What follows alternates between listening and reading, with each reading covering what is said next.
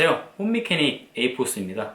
오늘 영상에서는 속도계를 하나 소개시켜 드리려고 합니다.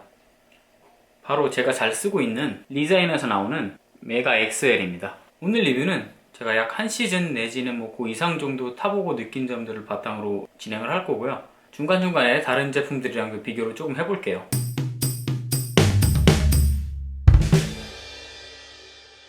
먼저 리자인이라는 브랜드에 대해서는 이런 속도계보다는 다른 펌프나 기타 용품 같은 거에 대해서 더 잘 알고 계실 거예요. 리자인의 제품들이 대체적으로 전부 다 완성도가 높은 편이다 보니까 이 제품에 대해서 퀄리티 같은 거에 대해서는 전혀 걱정을 하실 필요가 없고요. 이 제품이 20만원 정도 하는데 딱 그 정도의 값어치를 가지고 있는 제품 같아요. 바로 이어서 특징들을 살펴볼게요. 스크린은 흑백이고 가로랑 세로 모두 둘 다 지원을 하고 조작은 터치가 아니라 4개의 버튼으로 조작을 합니다. 충전 포트는 마이크로 USB 타입이고 블루투스, ANT 플러스 둘 다 지원되니까 호환성은 걱정하실 필요 없고요.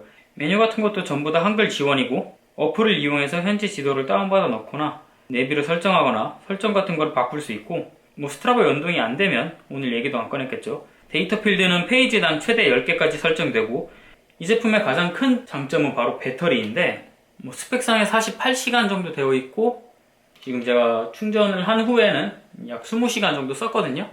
근데 지금 절반 정도 되어 있는 걸로 봐서는 크게 틀린 말 같진 않아요, 그게.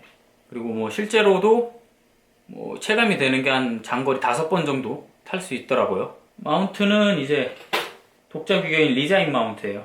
무게는 스펙상 83g인데 실제로는 똑같네요. 크기에 비해서는 굉장히 가볍죠. 화면 백라이트는 밤에 보는데 전혀 아쉽지 않으니까 넘어갈게요. 이런 특징들을 가지고 이 제품의 컨셉? 키워드 같은 걸 하나 뽑으라고 한다면 심플 이즈 베스트예요. 어떻게 보면 이 제품의 자체적인 기능은 굉장히 적은 편이에요. 정말 라이딩에만 꼭 필요한 기능만 넣어놓고 그 외의 기능들, 오프라인 맵을 다운받아 넣는다든지 내비게이션을 설정한다든지 아니면 속도계의 데이터 필드 같은 걸 설정한다든지 그런 설정에 관련된 것들은 전부 다 어플을 통해서 해야 되고요. 그래도 그 덕분에 가격이 굉장히 착해요. 20만원을 조금 넘어가는데 아무래도 가장 비교되는 게 바로 볼트죠. 가격이 12만원 정도가 차이가 나는데 이거는 아무래도 개인의 선택의 문제 같아요. 12만원을 더 주고 속도계를 통해서 트레이닝을 위한 데이터를 더 많이 취하고자 한다면은 볼트가 더 맞는 선택이 될 수도 있겠죠. 하지만 그렇지 않고 나는 심플 이즈 베스트다 그러면은 이제 그 12만원으로 센서 같은 거를 구입하시면 되겠죠. 지금 현재 어플을 사용을 해보고 있는데 이 어플을 통해서 설정을 보시면 여기서 이제 자전거 값에 있으시다면 바이크를 추가를 하셔도 되고 그렇지 않고 이제 하나만 쓰신다 그러면 이렇게 하나만 해놓으시면 되고 데이터 페이지 메뉴를 통해서 보시면은 저는 지금 2개를 해놨고 1개는 거의 안 쓰고 데이터 페이지를 더 추가하셔서 일반 속도계랑 똑같이 쓸 수가 있어요. 이거는 그렇기 때문에 이런 기본적인 기능에 대해서는 전혀 걱정하실 필요가 없고요. 이 화면이 크니까는 보시면 이제 데이터 필드를 저는 지금 8개를 설정했는데 이게 최대 10개까지 설정이 돼요. 그리고 화면이 커서 큼직큼직하게 다 보이니까 가시성도 굉장히 좋고요. 다만 가민 같은 경우에는 보면 버추얼 라이더라든지 고도표 같은 트레이닝에 특화된 기능들이 꽤나 있잖아요.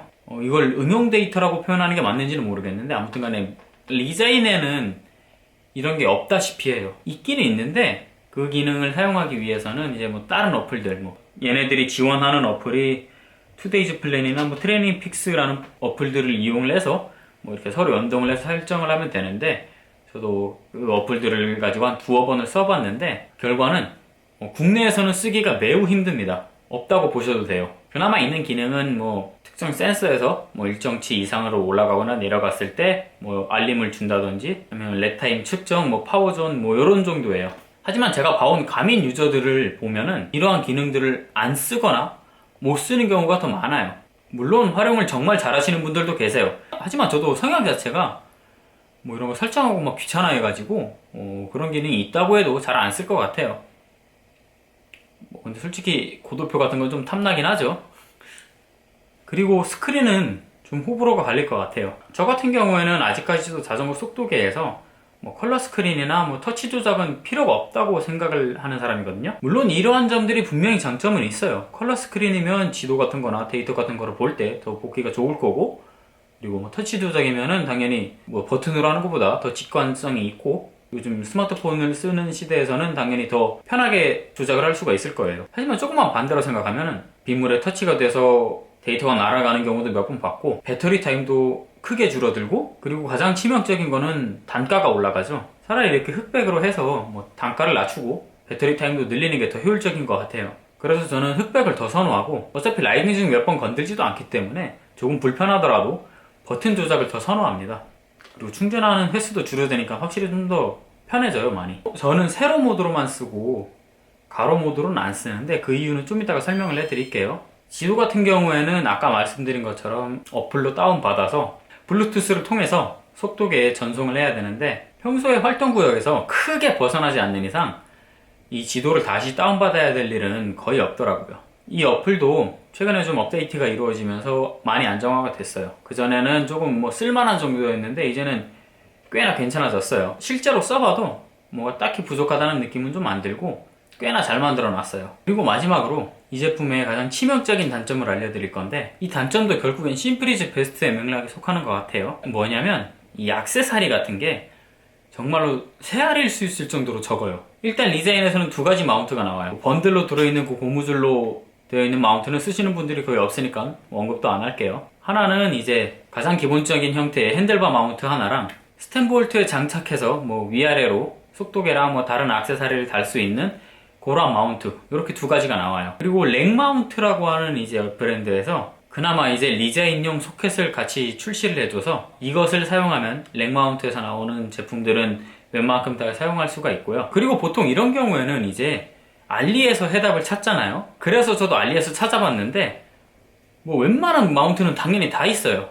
뭐 브라이튼 뭐 다 있어요. 뭐 심지어는 캐다이도 있는데, 웃긴 거는 리자인은 없어요.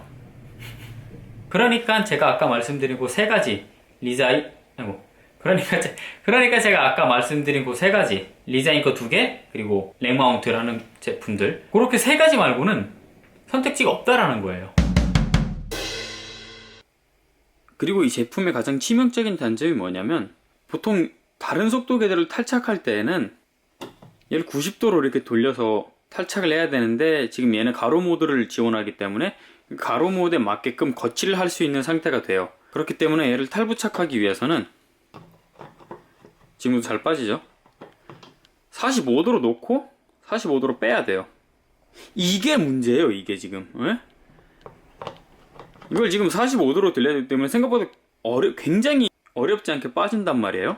지금은 보시면은 제가 이거를 세팅을 스템 상단부보다는 더 낮게 세팅을 해놨어요. 쉽게 말해서 손이 안 닿는 위치인데, 처음에는 이거를 당연히 더 조작하기 쉽도록 이 마운트를 요 위쪽 볼트에 달아서 위로 튀어나오게 세팅을 해놨었는데, 그러다가 한 번은 실수로 이걸 잘못 만져서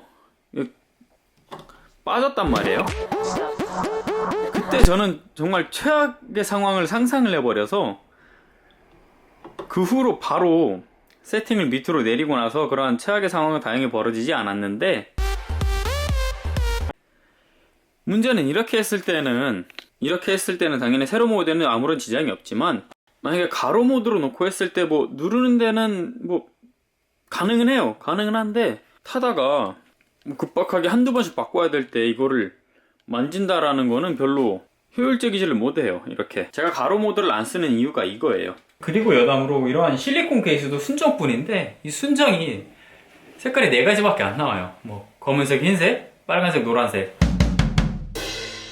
마지막으로 이제 장단점들을 정리해드리자면, 장점은 엄청난 배터리와 가성비, 핵심 기능만 담은 간편한 운용, 부족한 부분을 메꿔주는 좋은 어플 정도이고, 단점은 응용 데이터 및 트레이닝 기능의 부족, 액세서리의 부족, 그리고 어플리케이션이 없을 경우에 자체적인 기능의 제한, 이 정도로만 정리할 수 있을 것 같아요. 그래서 어떤 분들께 추천을 드릴 수 있냐 그러면, 이제 굳이 많은 데이터는 필요 없지만 스트라바가 연동이 되는 속도계를 원하시는 분, 평소에 배터리나 충전 때문에 스트레스를 받으시는 분들, 그리고 마지막으로 심프리즈 베스트이신 분들, 이러하신 분들께는 충분히 좋은 선택이 될 수 있을 것 같습니다. 자, 어떠셨나요? 저도 구매 당시에 이러한 리뷰 정보 같은 것들이 너무나도 없어서 반 도박으로 구매를 했던 때를 생각하면서 영상을 만들어 봤는데, 부디 많은 분들께 도움이 되었으면 합니다. 지금까지 시청해주셔서 정말로 감사하고요. 영상이나 영상 외에도 자전거에 관련된 댓글들은 언제든지 환영합니다. 지금까지 홈미케닉 에이포스였습니다. 감사합니다.